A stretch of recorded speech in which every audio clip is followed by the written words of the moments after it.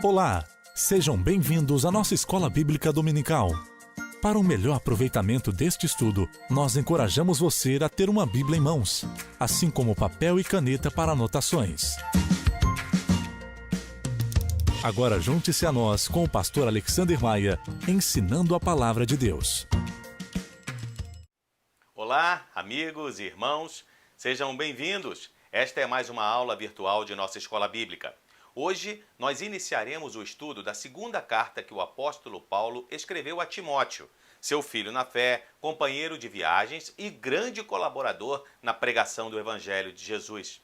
2 ou 3 anos haviam se passado desde que ele escreveu a primeira carta.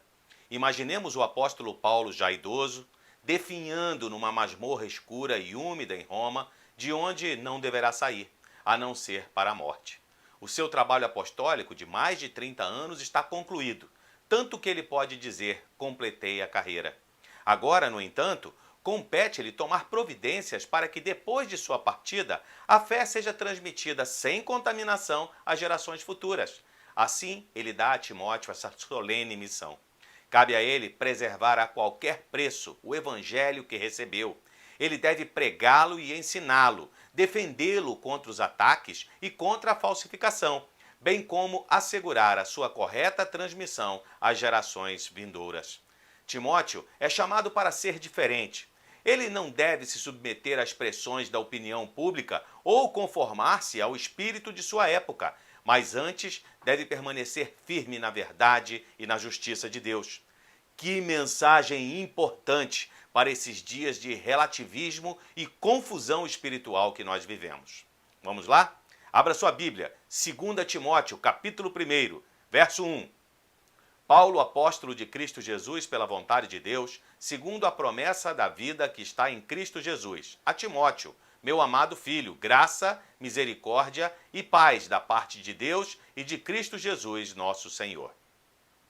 De acordo com o costume da época e com a maioria das cartas do Novo Testamento, esta carta começa com o nome do autor, o do destinatário e uma saudação.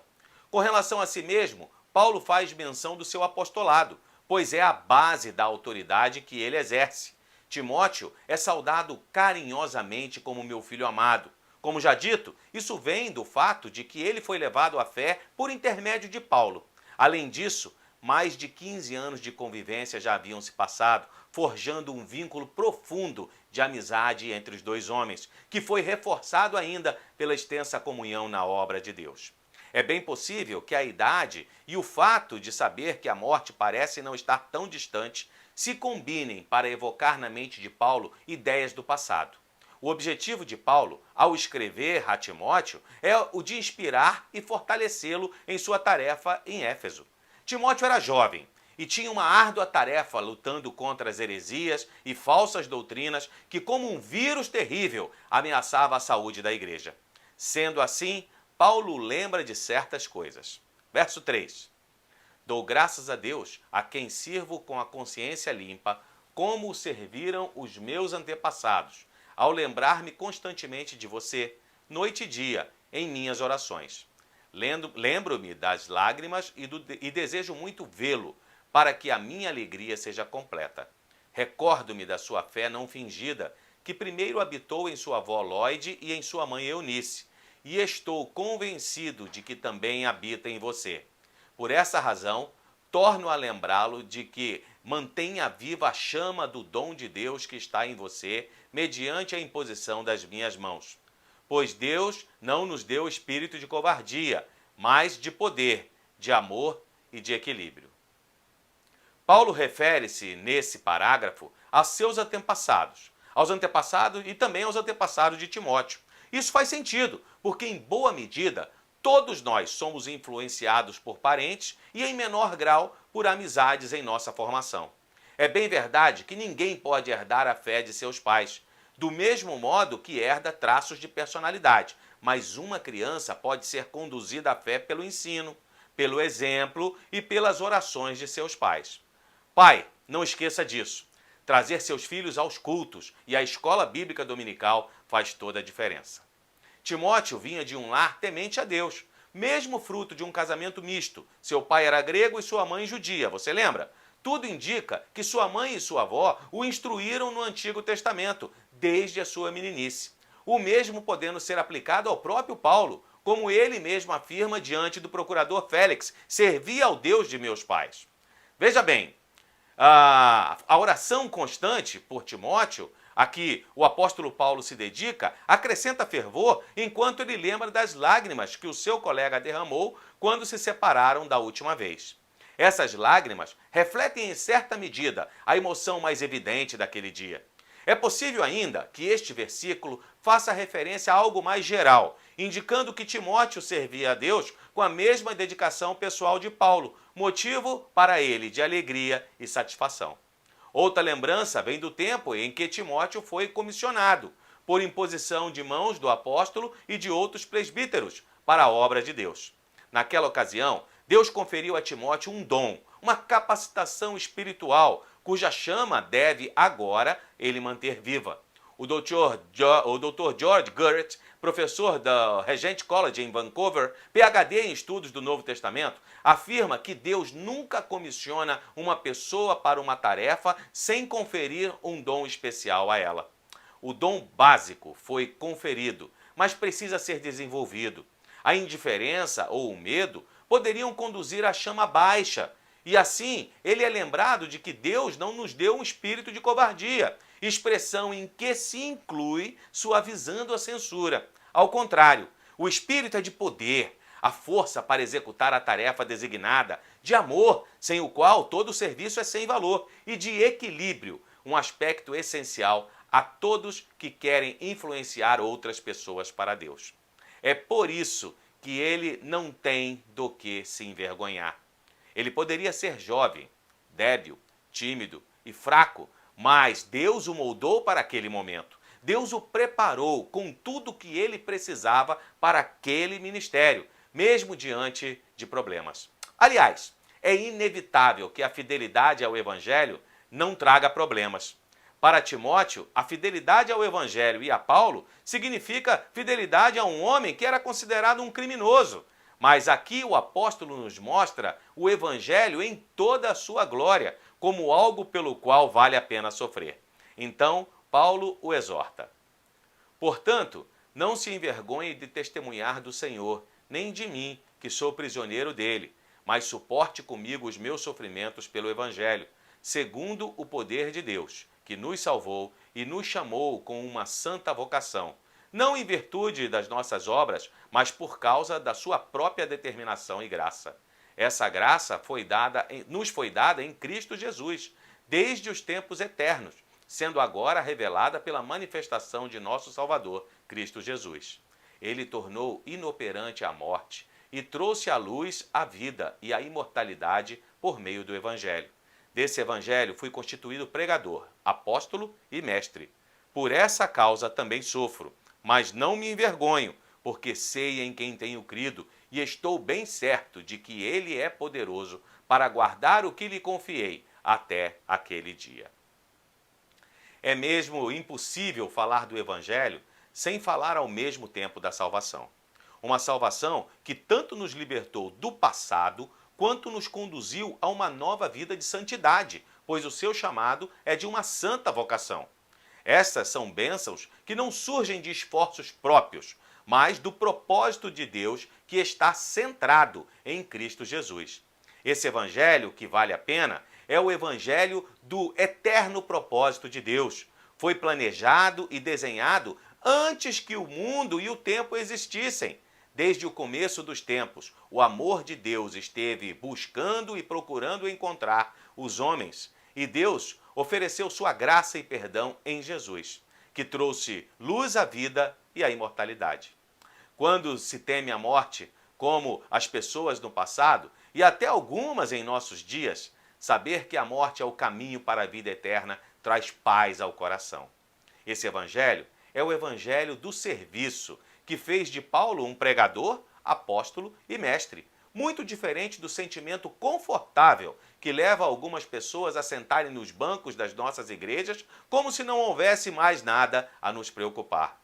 Se a vida e a imortalidade que Cristo conquistou são trazidas à luz mediante o Evangelho, então, naturalmente, é essencial que nós proclamemos o seu Evangelho. Alguns mais desatentos poderiam sugerir que terminar sua carreira como um criminoso num cárcere de Roma fosse um grande sinal de fracasso. Mas Paulo tinha semeado a semente, pregado o Evangelho e agora deixara o resultado nas mãos de Deus. Poderia parecer que este era o fim de Paulo, mas ele tinha confiado sua vida a Deus e estava seguro de que na vida e na morte estava salvo. Paulo não tinha sua confiança baseada em seus conhecimentos ou em sua teologia. Ele conhecia a Deus pessoalmente, conhecia o seu amor, conhecia o seu poder. Que lição importante para nós! Saber quem é Deus nos torna corajosos como Esther, confiantes como Davi, pacientes como Jó e dispostos a servir como Paulo, guardando o bom tesouro até o dia que nos encontrarmos com Cristo. Timóteo não deve permitir que esse bom tesouro que a ele foi confiado, ou seja, o Evangelho, seja roubado de sua mente e nem seja contaminado pelos falsos ensinos. Então ele diz: retenha com fé e amor em Cristo Jesus o modelo da sã doutrina que você ouviu de mim. Quanto ao que lhe foi confiado, guarde-o por meio do Espírito Santo que habita em nós. Sim, o Evangelho é um tesouro, depositado em custódia da igreja. Cristo o confiou a Paulo, e Paulo, por sua vez, o confiou a Timóteo, que deve guardá-lo com a ajuda do Espírito Santo de Deus que habita em nós. Ele deve ter a pregação de Paulo apenas como um modelo, ou seja, ele não precisava, é óbvio, repetir como um papagaio as palavras do apóstolo, mas, mesmo usando as suas próprias palavras, devia se limitar à sã doutrina. As convicções doutrinárias pessoais de Timóteo e a instrução recebida de outros, assim como as que reteve firmemente dos ensinamentos de Paulo, devem ser manifestadas com fé e amor, porque a verdade que não é transmitida com fé e amor em Cristo Jesus é inaceitável àqueles que não o conhecem. No final do capítulo, encontramos um misto de dor e alegria. Aconteceu com Paulo o mesmo que aconteceu com Jesus. Quando ele se tornou prisioneiro, os seus amigos o abandonaram. Muitos o traíram e fugiram. William Barclay comenta que os romanos nunca teriam investido contra Paulo por questões religiosas. Ele provavelmente foi acusado pelos judeus de ser um agitador e perturbador da paz pública, sendo dessa maneira preso por questões políticas. Era perigoso ser amigo de um homem semelhante a ele. E na hora da necessidade, os amigos da Ásia abandonaram a Paulo, porque temiam por sua própria segurança. Verso de número 15. Você sabe que todos os da província da Ásia me abandonaram, inclusive Fígelo e Hermógenes. O Senhor conceda misericórdia à casa de Onesíforo, porque muitas vezes ele me reanimou e não se envergonhou por eu estar preso. Ao contrário, quando chegou a Roma, procurou-me diligentemente até me encontrar. Conceda-lhe o Senhor que naquele dia encontre misericórdia da parte do Senhor. Você sabe muito bem quantos serviços ele me prestou em Éfeso. No Novo Testamento, Ásia não é o atual continente asiático, mas sim uma província romana que abrangia a parte oeste da Ásia Menor, cuja capital era a cidade de Éfeso, onde Paulo havia se demorado mais ou menos 2 anos e meio pregando o evangelho e organizando a igreja. Agora, uma persona não grata, o nosso autor se sente abandonado por todos. As palavras "me abandonaram" sugerem que a deserção era em relação a Paulo pessoalmente. E seria injusto imaginar uma apostasia em massa. Talvez as dificuldades que o apóstolo estava enfrentando o conduziram a olhar a situação do lado sombrio, segundo o qual todos tinham agido assim, e ele parece particularmente desconcertado quanto à presença de Fígelo e Hermógenes entre eles. Não sabemos mais nada a respeito desses dois personagens, que só são citados aqui nesse versículo, mas entendemos que talvez Paulo tinha esperado um tratamento melhor por parte deles. Para contrastar esse exemplo negativo, ele apresenta a lealdade de Onesíforo. Provavelmente Paulo e Timóteo tinham se beneficiado do cuidado de Onesíforo em Éfeso, mas uma coisa era auxiliá-los lá e outra totalmente diferente é identificar-se com Paulo em Roma. Não tendo ilusão alguma acerca do perigo muito real incluído nisso, mesmo assim agiu com coragem. Parece que foi com certa dificuldade que finalmente conseguiu achar Paulo, segundo lemos no verso 17. Mas ele estava determinado a encontrá-lo e, tendo feito isso, mostrou que não tinha vergonha alguma das correntes de Paulo. Vejo nas palavras do apóstolo um alerta para a minha vida.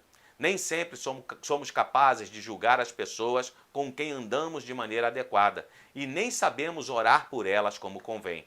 Paulo fez aqui por meio de uma carta. Trata-se de uma oração rápida e à distância, que todo cristão, eu e você inclusive, podemos fazer a qualquer momento por aqueles que nos são caros. Contra os falsos mestres e suas falsas doutrinas, Timóteo precisa ser forte. E isso só será possível se ele depender da graça que há em Cristo Jesus. A tarefa imediata para a qual a força é necessária é o ensino da verdade, uma responsabilidade que permeia todo o segundo capítulo da carta. Portanto, você, meu filho, fortifique-se na graça que há em Cristo Jesus. E as palavras que me ouviu dizer na presença de muitas testemunhas, confie-as a homens fiéis, que sejam também capazes de ensiná-las a outros. O depósito sagrado da verdade só é guardado apropriadamente quando é transmitido aos outros. Timóteo tem um exemplo de Paulo nisso a ele. Por sua vez, precisa escolher homens adequados a quem a fé pode ser transmitida e que sejam capazes de passá-la a outros também. Paulo volta ao seu apelo à perseverança. E 3 ilustrações fornecem padrões desafiadores para aqueles que se engajam no serviço cristão. Verso 3 do capítulo 2. Suporte comigo os meus sofrimentos como bom soldado de Cristo. Nenhum soldado se deixa envolver pelos negócios da vida civil, já que deseja agradar aquele que o alistou. Semelhantemente, nenhum atleta é coroado como vencedor se não competir de acordo com as regras. O lavrador que trabalha arduamente deve ser o primeiro a participar dos frutos da colheita. Reflita no que estou dizendo, pois o Senhor dará a você entendimento em tudo.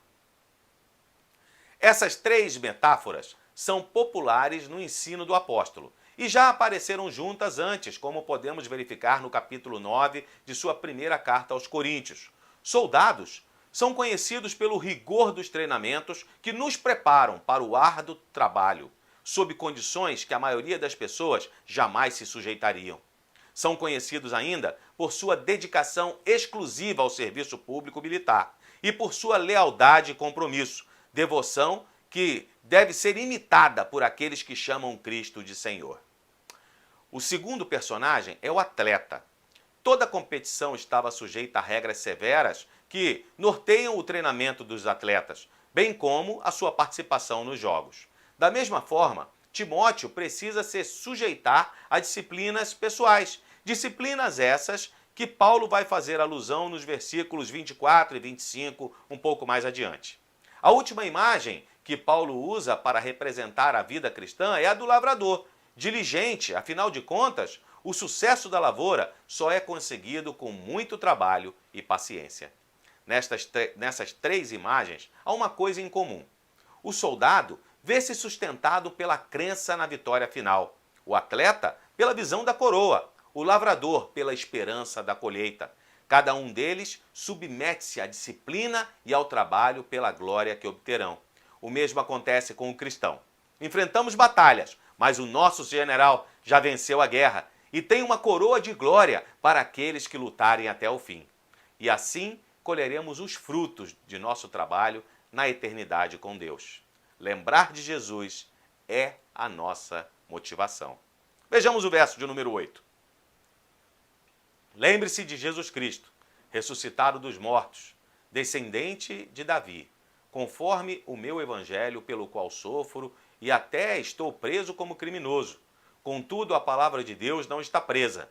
Por isso, tudo suporto por causa dos eleitos, para que também eles alcancem a salvação que está em Cristo Jesus, com glória eterna. Esta palavra é digna de confiança. Se morremos com ele também viveremos. Se perseverarmos com ele, também reinaremos. Se o negarmos, ele também nos negará. Se somos infiéis, ele permanece fiel, pois não pode negar-se a si mesmo. Nenhuma provação é considerada grande demais quando está em jogo a bênção daqueles que são escolhidos de Deus. O alvo diante dele é que os eleitos obtenham a salvação que pertence àqueles que estão em Cristo Jesus. A salvação que é em si mesma a promessa de glória eterna. Pode parecer até estranho a ideia de haver alguma coisa que Deus não pode fazer, não é mesmo? Deus é onipotente, mas não é um tirano absolutista e arbitrário. A onipotência de Deus é referente à liberdade e ao poder que ele tem para fazer tudo o que ele decidir fazer. Mas o que Deus decide fazer é sempre o bem, agindo assim unicamente de acordo com a sua perfeição, a perfeição do seu caráter e da sua vontade. A única coisa que Deus não pode fazer, porque não quer, é negar-se a si mesmo ou agirem de acordo consigo mesmo. Por isso Deus permanece o mesmo eternamente, o mesmo Deus de misericórdia e justiça, cumpridor de suas promessas, sejam elas bênçãos ou julgamento, dando-nos a vida se morrermos com Cristo, e um reino se perseverarmos, mas também negando-nos se nós o negarmos, assim como ele já nos advertiu. Mas ele jamais será infiel, pois não pode negar-se a si mesmo. Na segunda metade desse capítulo, Paulo faz uma descrição de Timóteo em seu trabalho de ensinar e transmitir a fé, sendo, consequentemente, a descrição de todo ministro, professor ou obreiro cristão. Aquele que... Agora, na verdade, Paulo faz uso de 3 outras metáforas, conforme nós passaremos a ver. Verso 14.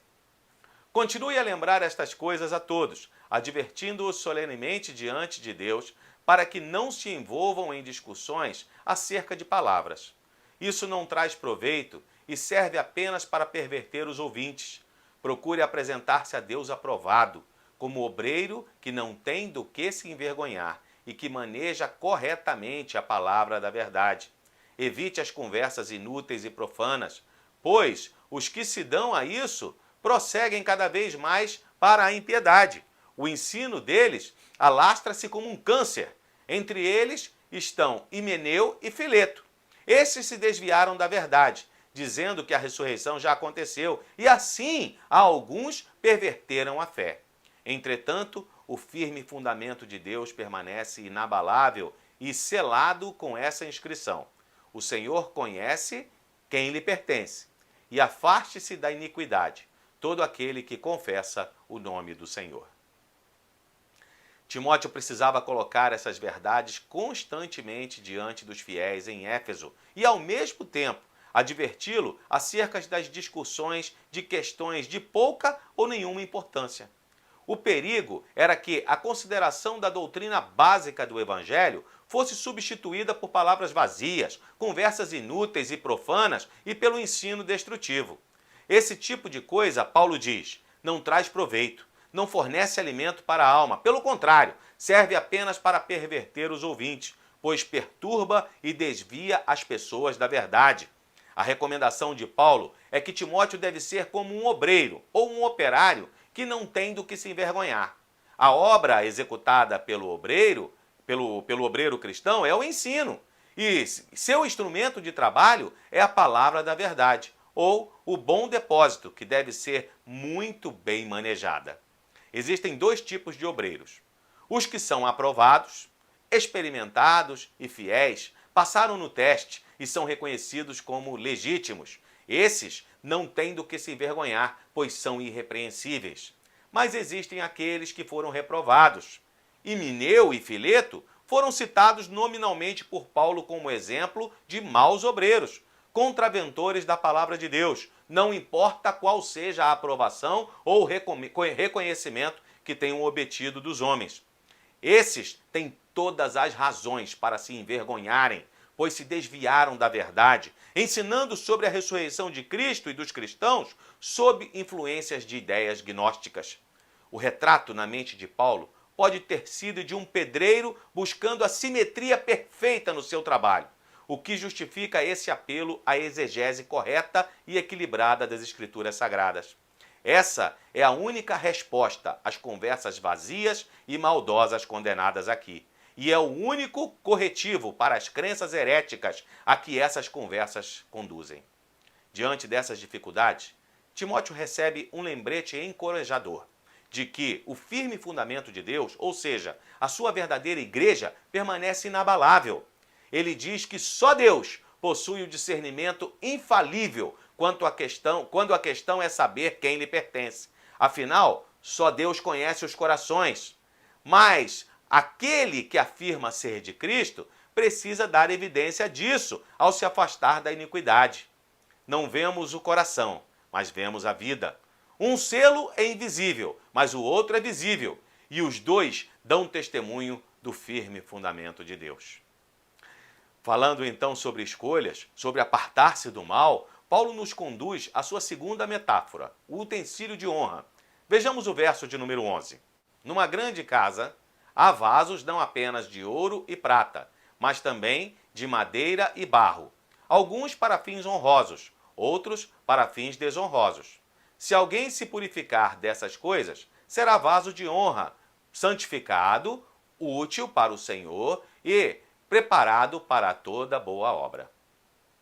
Toda casa, ela normalmente é equipada com vasilhas de diferentes tipos, como potes, panelas, tigelas e coisas semelhantes. Numa casa grande, o número desses utensílios é ainda maior. Uns são mais chiques, mais bonitos, usamos em ocasiões especiais, enquanto outros são comuns e servem de maneira menos honrosa ao dia a dia da casa. Quase não há dúvida de que a grande casa é a casa de Deus, a igreja visível. Mas os utensílios, quem são?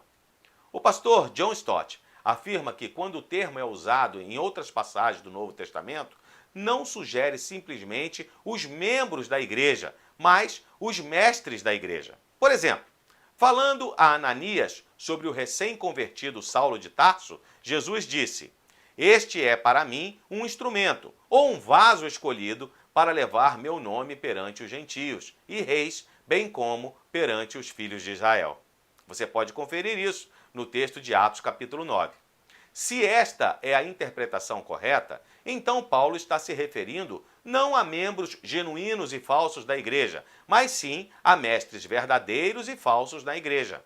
Paulo está, de fato, ainda se referindo aos dois grupos de mestres por ele postos em contraste no parágrafo anterior, os autênticos, como Timóteo, e os falsos, como Himeneu e Alexandre. A única diferença é que ele transforma a metáfora de bom e mau obreiro em vasos nobres e indignos. É grande o privilégio que aqui o apóstolo coloca diante de Timóteo. Na verdade, ele o estende a todo ministro ou obreiro cristão que preencha a condição mencionada, uma vez que sua declaração é feita em termos bem gerais, se alguém se purificar. É uma responsabilidade pessoal. Para que sejamos vasos de honra, úteis para o Senhor e preparados para toda boa obra, a condição é estarmos limpos. Não é que devemos nos isolar de todos os membros da igreja que suspeitamos sejam espúritos ou fakes, crentes nominais, pois Jesus indicou em sua parábola que as ervas daninhas foram semeadas junto com o trigo e não poderiam ser retiradas com sucesso até a hora da colheita. Então, veja bem, o contexto sugere que o contexto sugere que devemos nos manter afastados dos falsos mestres, que como Himeneu e Fileto negam aspectos fundamentais do Evangelho e que tenham violado as suas consciências, caindo em iniquidade. Devemos não só evitar o contato com esses homens, mas, em especial, com seus ensinos cuja falsidade e perversidade pode influenciar nossas mentes. Pureza de doutrina e pureza de vida é a condição essencial para ser útil a Cristo. 3 conselhos de Paulo apontam nessa direção. Verso 22. Fuja dos desejos malignos da juventude e siga a justiça, a fé, o amor e a paz, com aqueles que de coração puro invocam o Senhor. Evite as controvérsias tolas e inúteis, pois você sabe que acabam em brigas. Quando se refere aos desejos da juventude, estão incluídos nisso não somente os desejos sensuais, mas também a propensão à intolerância, à arrogância e outros, a exata antítese das qualidades que Paulo recomenda em seguida: a justiça, a fé e o amor, acrescentadas à paz. E todas essas qualidades precisam ser conhecidas e desfrutadas na companhia de verdadeiros irmãos cristãos. Finalizando o nosso estudo, chegamos à última metáfora usada por Paulo neste capítulo, a do servo do Senhor. Vejamos o verso 24. Ao servo do Senhor não convém brigar, mas sim ser amável para com todos, apto para ensinar e paciente. Deve corrigir com mansidão os que se lhe opõem, na esperança de que Deus lhes conceda arrependimento, levando-os ao conhecimento da verdade, para que assim voltem à sobriedade e escapem da armadilha do diabo, que os aprisionou para fazerem a sua vontade. Mais uma vez, o apóstolo o aconselha a não se deixar arrastar para debates inúteis que só acabam em brigas. Ao invés de briguento, o servo do Senhor precisa ser amável para com todos, à semelhança de Jesus. Como o mestre, ele precisa mostrar tolerância e paciência com os difíceis e, quando necessário, corrigi-los, sempre com espírito de mansidão. Ao mesmo tempo, ele vai lembrar que forças maiores estão agindo. O diabo, colocando a sua armadilha, tem o propósito de capturar os homens para que executem os seus desígnios cruéis. Mas Deus também está agindo por meio dos seus servos. Ele chama os homens ao arrependimento e ao reconhecimento da verdade, que eu tenho certeza você já sabe qual é. Sem Jesus não há salvação. Se você conseguiu chegar até aqui, meus parabéns. O desafio agora é fazer aplicações práticas de tudo aquilo que aprendemos. Na próxima semana o clima vai pesar. A vida de Paulo está chegando ao fim e, de maneira muito emocionante, ele irá compartilhar seus últimos ensinamentos a Timóteo. Feche seus olhos. Vamos orar? Amado Deus, nós queremos te agradecer porque tu tens sido conosco. Muito obrigado pelo teu sustento, muito obrigado pela tua proteção e pela tua provisão, Senhor. Obrigado por esse dia especial, onde a tua igreja pode voltar a reunir-se. Muito obrigado, ó Deus, porque nós chegamos até aqui, sustentados por ti, Senhor. Obrigado porque tu nos mantiveste afastados desse vírus terrível, Senhor. E nós aproveitamos para pedir que tu continues a abençoar as autoridades sanitárias espalhadas pelo mundo, médicos, pesquisadores que estão em busca dessa vacina. Que aconteça logo, Senhor, para que as nossas vidas voltem ainda mais ao normal. E nós possamos, ó Deus, estar com o nosso templo lotado, Senhor, novamente cheio, onde as pessoas possam vir e possam adorar e glorificar o teu nome, sem as limitações de número, sem as limitações impostas hoje. Muito obrigado, Deus, porque mesmo assim nós temos essa oportunidade de crescer, de conhecer mais sobre a Tua vontade para as nossas vidas e sobre a Tua palavra. Nos ajuda, Senhor, a colocar agora tudo isso em prática. Abençoa, então, o lar dos servos da Tua igreja. Abençoa a Tua igreja, a Igreja Batista Boas Novas. Abençoa, Deus, as nossas famílias. Que nós possamos, ó Deus, ter uma semana abençoada por Ti. Por isso pedimos que Tu receba, Senhor, a nossa gratidão, o nosso louvor e a nossa adoração. Assim nós oramos, agradecidos, em nome do Teu Filho amado, Jesus Cristo. Amém. Muito obrigado pela sua presença. Até a próxima semana. Que o Senhor nos abençoe. Uma boa semana.